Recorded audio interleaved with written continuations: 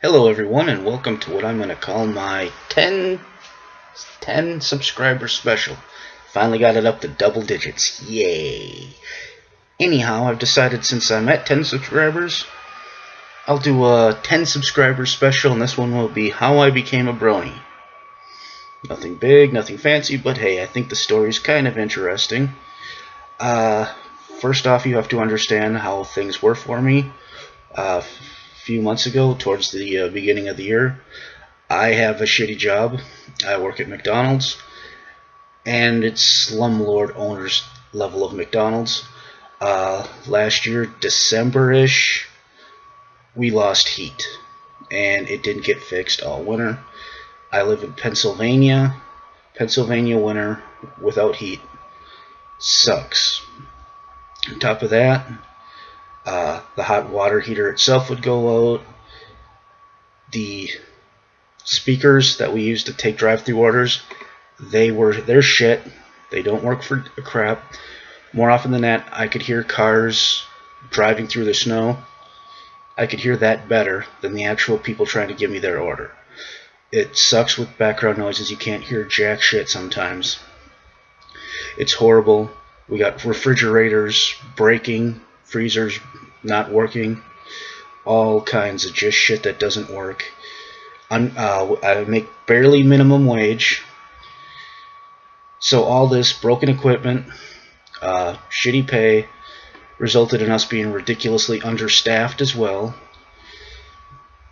I was opening every weekday, 4:30 in the morning, starting time, and I am not a morning person at all. People always say, just keep going, you'll get used to it. I wasn't getting used to it. I was getting burned out by it.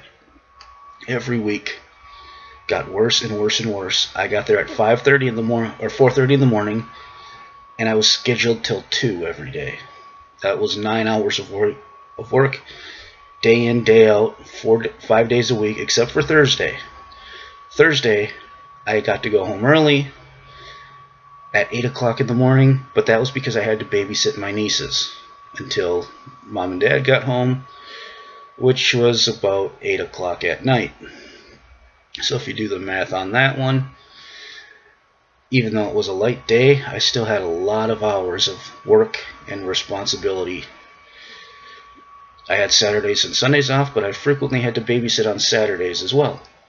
So you put all this together, I didn't get a lot of time to myself. I've got some bad social anxiety issues. I got bad depression, and I didn't get any time to just be alone and decompress. The only days I had to myself were Sundays, and all I could do on those days was sleep because I was burned out so fucking terribly. I was losing it. I was at my wit's end. Truth be told, with my babysitting, it was getting really bad.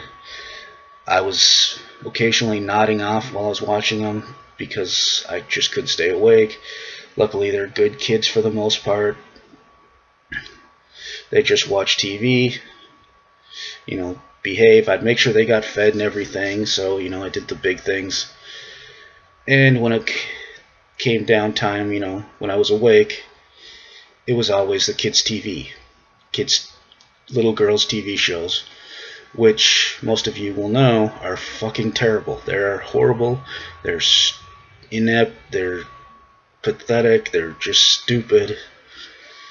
Even the education, I tried to get them to watch shows that I don't like even more, that I hate more than the ones that they're watching, just because that they're different and I haven't seen these same bits and crap every day of the week, or just about every day.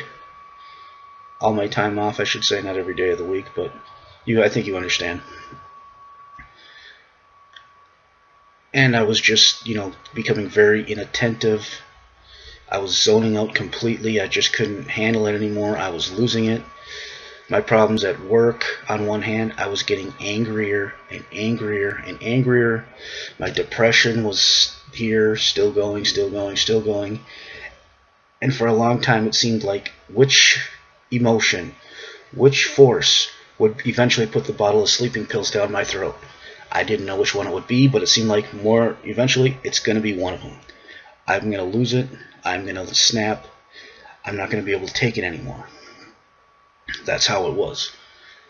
Uh, Eventually, one day, in my desperate search for anything new, I brought my PlayStation 3 downstairs and hooked it up to the TV, put on Netflix, started looking through their kids section for anything, trying different things, this, that, whatever, didn't matter what it was, just as long as it was something new, something different. I saw that they had My Little Pony Friendship is Magic on, which I panned right through.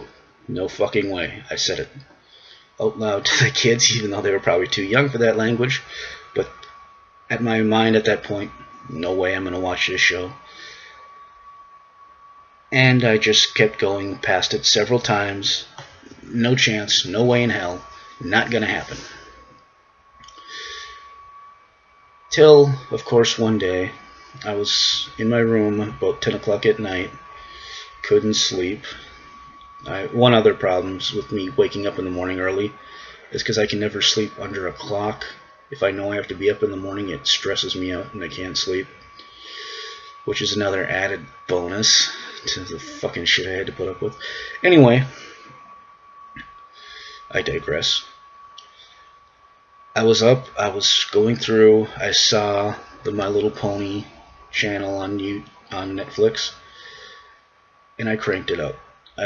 I wanted to watch it by myself, because if I played it for the kids, and they liked it, and it was horrible as I thought it was going to be, then I'd be stuck watching that, and the problems I'm already dealing with would get even worse.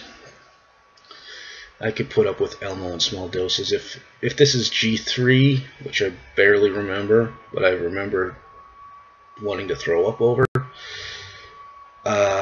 then this was going to make it far worse than I already had it. So I watched it. I watched the first episode, the Friendship is Magic pilot, and I remember thinking that wasn't nearly as bad as I thought it was going to be. It was actually pretty good. It was tolerable. And I just let Netflix keep going. I saw a few things here and there. I chuckled, I laughed, I had fun. They had some good episodes, they had some good morals. They're more important than anything, the show was uplifting. It was warm, it was nice without being stupid. So many of those kids shows are just so damn dumb that you can't take them, but this show actually had some intelligence, it had some wit, and they had references for grown-ups, which I loved. And as I watched it, right around, I'm not sure, Ghostbusters or Bridal Gossip, it was no longer just, it's alright, I'm starting to actually like this show, it's actually pretty good. So as I finally came to that conclusion, I kept watching as when I got home I actually started looking forward to getting home from work, so that way I could, sit down and watch a few more episodes. Then season 2 premiere came along, and that kind of really took me, because I was always a fan of Star Trek: The Next Generation, and then I saw Q, one of the greatest characters, in my opinion, in sci-fi history, is in My Little Pony. They just redressed him, redecorated him, called him a Draconicus instead of a member of the Continuum.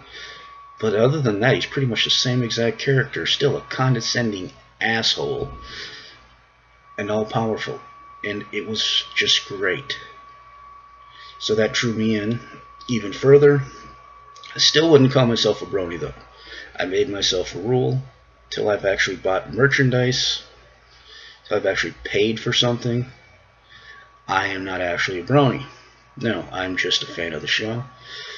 And I said that for several months, until I one day looked at my phone while at work and realized that I had actually bought the Pinky song Smile and put it on there, which meant I had actually bought merchandise, which meant my own qualifier to not being a brony wasn't a qualifier anymore. I disqualified myself from not bronyhood.